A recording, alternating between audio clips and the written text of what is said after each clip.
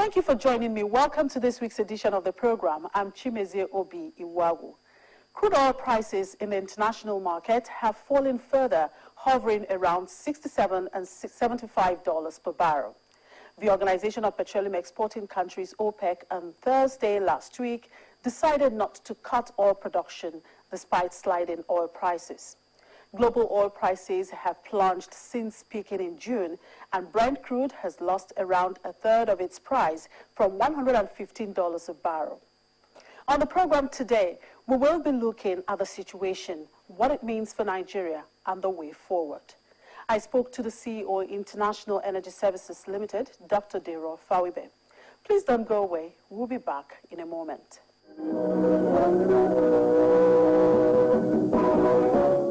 We'll begin with the business headlines for this week. Telecommunications Consortium, NATCOM, during the week emerged the preferred bidder for the Nigerian Telecommunications Limited, NITEL, and its mobile arm, MTEL, and has promised to put NITEL back on track within 2 years.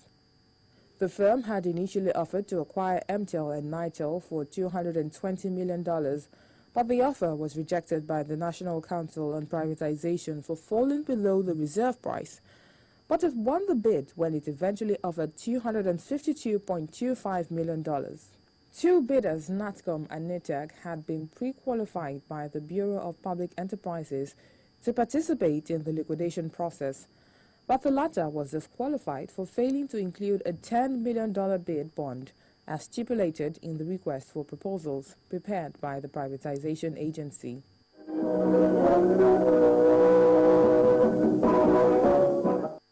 After being shut for 2 weeks, the federal government on Wednesday reopened the cargo shed of the Murtala Mohammed International Airport in Lagos. The cargo shed was shut following alleged violation of procedures by clearing agents at restricted sections of the terminal, which officials of Nigerian Customs Service said constituted grave danger to security of the airports and the fiscal policies of government.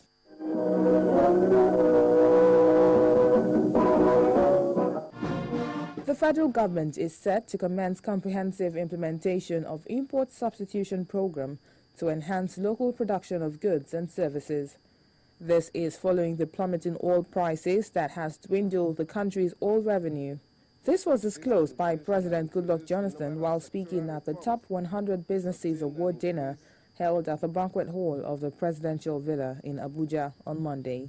Import substitution industrialization is a trade and economic policy that advocates replacing foreign imports with domestic production.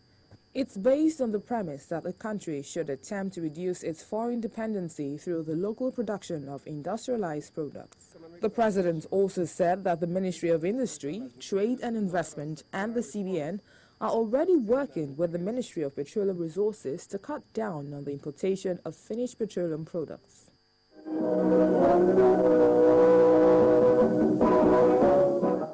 The European Union has committed €40 million to launching 2 projects aimed at achieving economic integration and attracting private sector investment for West African states. The projects were launched in collaboration with the Economic Community for West African States, the World Bank, and the United Nations Industrial Development Organization, among other implementing partners. The 2 projects are Regional Economic Integration and Trade Support Program and the West African Private Sector Competitiveness Support Program. They are designed to ensure youth in West Africa are adequately catered for in terms of employment by encouraging more private sector investments in the region.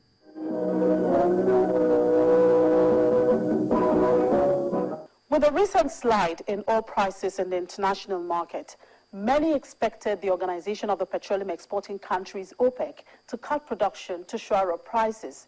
But the group, at the end of its highly anticipated 5-hour meeting, issued a statement saying that the ministers, in the interest of restoring market equilibrium, had decided to maintain its current production levels.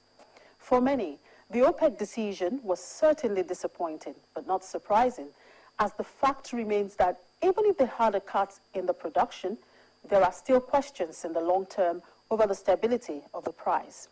Here are some of the reasons. According to the International Energy Agency, weak demand, a strong dollar, and booming U.S. oil production are the three main reasons behind the fall in the price of oil.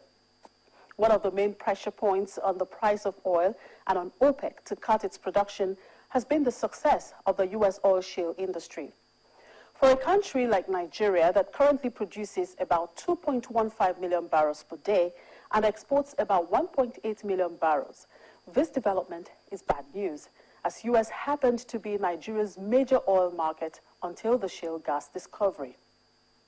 However, the Minister of Finance, Dr. Ngozi Okonjo-Iweala, has assured Nigerians that they have no reasons to panic, as the government has a comprehensive strategy based on a number of scenarios to cushion the impact of the slide in crude oil prices. Let's hear her. People should not get fixated on the $73. It's just the midpoint of the range we have. If it falls to $70, we are ready with additional measures.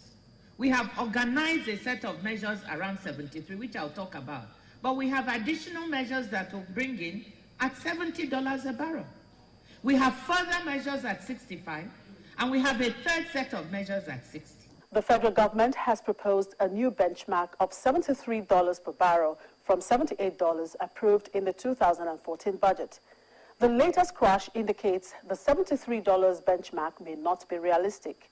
From a high of an average of $105.61 a barrel in July, the price of oil has slumped to about $73.47 a barrel, with market analysts' projections showing average futures crude price in the next 6 months likely to crash further.